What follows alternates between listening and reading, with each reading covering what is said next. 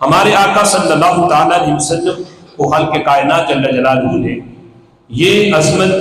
اور یہ فضیلت بھی عطا کی کہ رسول اللہ صلی اللہ تعالیٰ علیہ وسلم پہلے لفظ سمجھے، ایک ہوتا ہے قانون دان اور ایک ہوتا ہے قانون ساز۔ قانون دان اسے کہتے ہیں کہ جس نے قانون پڑھا ہو، قانون جانتا ہو اور جو قانون بنا ہوا ہو اس کو نافذ کروائے تو وہ قانون دان ہے،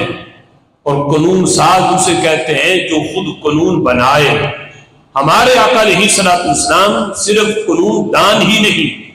یعنی اس پہ کچھ لوگوں نے باقاعدہ کتابیں لکھی کہ نبی پاک علیہ الصلوۃ والسلام کی حیثیت محض قانون دان والی ہے کہ اللہ نے جو قانون بنا دیے ہیں، جو قرآن میں اللہ نے احکامات بیان کر دیے ہیں، جو قانون بن چکے ہیں،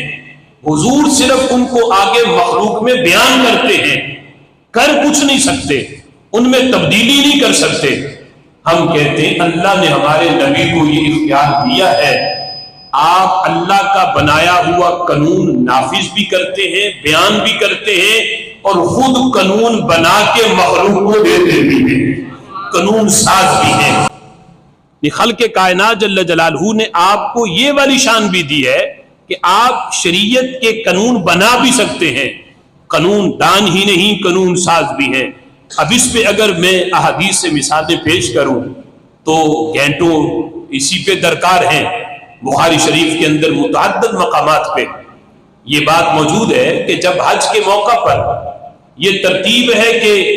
پہلے جمرات پہ رمی ہے، جب بندہ مینا میں جاتا ہے 10 ذی الحج کو تو پہلے جمرات کی رمی ہے، پھر اس کے بعد قربانی ہے، اور تیسرے نمبر پہ پھر حلق ہے، اور حلق کے بعد بندہ احرام اتار دیتا ہے حج کے موقع پر۔ تو یہ ترتیب جو ہے یہ حج کے واجبات میں سے ہے۔ اگر اس میں الٹ ہو جائے کہ اگر جمرات پہ رمی نہیں کی، بندے نے قربانی پہلے کر دی تو پھر بھی دم لازم آتا ہے، اور اگر حلق پہلے کر دیا قربانی بعد میں ہوئی تو اب بھی دم لازم آئے گا، یعنی پھر اس پہ بھی مزید قربانی کرنی پڑے گی۔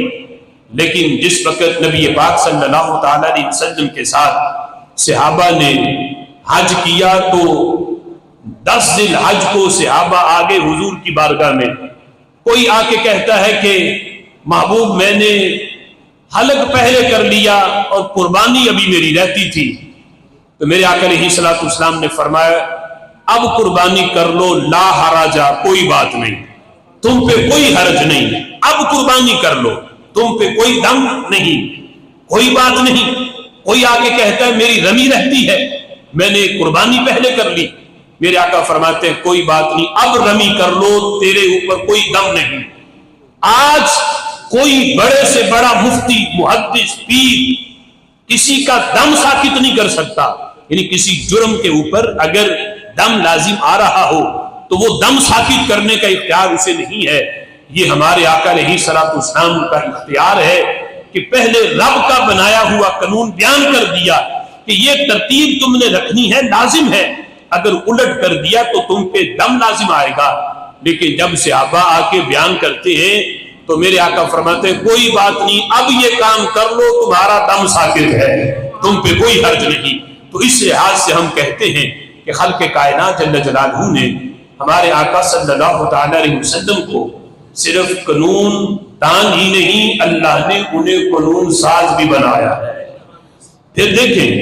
یہ شرعی اختیار ہے۔ ایک صحابی آتے ہیں، ایک شخص آتا ہے، صحابی تو بعد میں بنے، آ کے کلمہ پڑھا، نبی پاک علیہ الصلوۃ والسلام کی صحبت اختیار کی، لیکن اسلام لانے سے پہلے شرط رکھی انہوں نے، کہا کہ میں اس شرط پہ اسلام لاؤں گا کہ مجھ سے نمازیں 5 نہیں پڑھی جائیں گی، نمازیں میں 3 پڑھوں گا، 2 کی مجھے چھٹی دی جائے، 3 پڑھوں گا، 2 کی چھٹی دی جائے۔ اب نماز تو فرض ہے،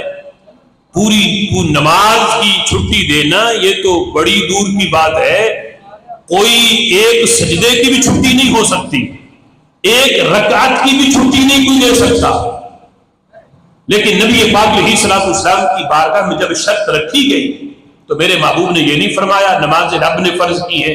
مجھے تو کوئی اختیار نہیں، میں تمہاری نمازیں معاف نہیں کر سکتا۔ یا یہ کہا ہو کہ ٹھیک ہے رب سے پوچھوں گا، جبریل وہی لے کے آئیں گے تو پھر پتا چلے گا کہ تمہیں چھٹی ملتی ہے یا نہیں ملتی۔ میرے محبوب نے اس بات کا بھی انتظار نہ کیا، بلکہ جو رب نے اختیار دیا ہوا تھا اس کا اعلان کرتے ہوئے فرمایا ٹھیک ہے، وہ تو بعد کی بات ہے کہ جب وہ اسلام لائے، وہ صحابی بنے، حضور کی صحبت اختیار کی، تو نبی کی محبت نے تو پھر ایک سجدہ بھی نہیں چھوٹنے دیا، انہوں نے ایک نماز بھی نہ چھوڑی، لیکن شرط تو رکھی، میرے محبوب نے شرط کو قبول کیا، فرمایا ٹھیک ہے تم 3 پڑھ لینا، اللہ ثواب تمہیں 5 کا ہی عطا فرما دے گا۔ اس کی شرط کو قبول کیا اور اپنے اختیار کا اظہار کیا کہ اللہ نے مجھے اختیار دیا ہے، جس پہ چاہوں نمازیں 5 فرض رہنے دوں اور جس کو چاہوں اسے کوئی کسی نماز کی چھٹی بھی دے سکتا ہوں، اس کا اختیار بھی رب ذوالجلال نے مجھے عطا فرمایا ہے۔